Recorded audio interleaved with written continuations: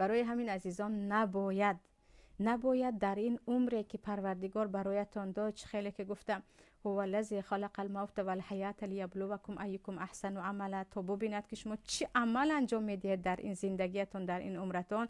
به این غارتگران با دست خود عمرمان را بدهیم. برایت به کوچه قدم زنید، با جای تماشا کردن همین بلاگرها، همین سریال ها، یا به خبر کسی مشغول شدن، یا به یک معرکه رفته 6 ساعت و 4 ساعت و 5 ساعت خوردن و فقط نشستن و بیهودگویی، کمی با فرزند خود قدم زنید، با همسر خود قدم زنید. هم هوای تازه میگیرید، هم یک باره از یکدیگر نقصتر شناس میشوید. و یا اینکه به یک خوندن چیز اهمیت دید. خواهرانی که کتاب میخوانند، از صحبتشون، از تربیت فرزندشون، از مناسبتشون با خشتامن یا خشتامن باشند با کلینشون، معلوم است که این زن با سواد است، این زن تحصیل کرده است، این زن دست به کتاب میزند. برادری که دست به کتاب میزند، از صحبتش، از کردارش، از فرزندش، از زنش، از تمام حیات او انسان میتواند بگوید که انسان انسانی عادی نیست، دست به کتاب میزند.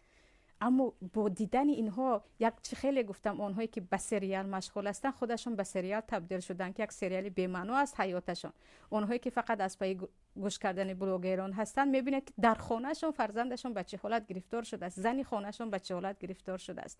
برای همین وقت با اینها مشغول میشویم، عمرمون میرود.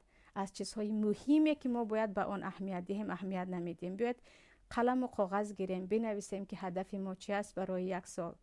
از فرزند خود از هدفهایش بپرسیم، از همسر خود پرسیم، ببینیم که چی کارها کرده میتوانیم. عمر کوتاه هست. بعد از مرگ ما وقتی از تاریخ ما به کسی قصه میگن، یک چیزی باشد که در اون گفته شود.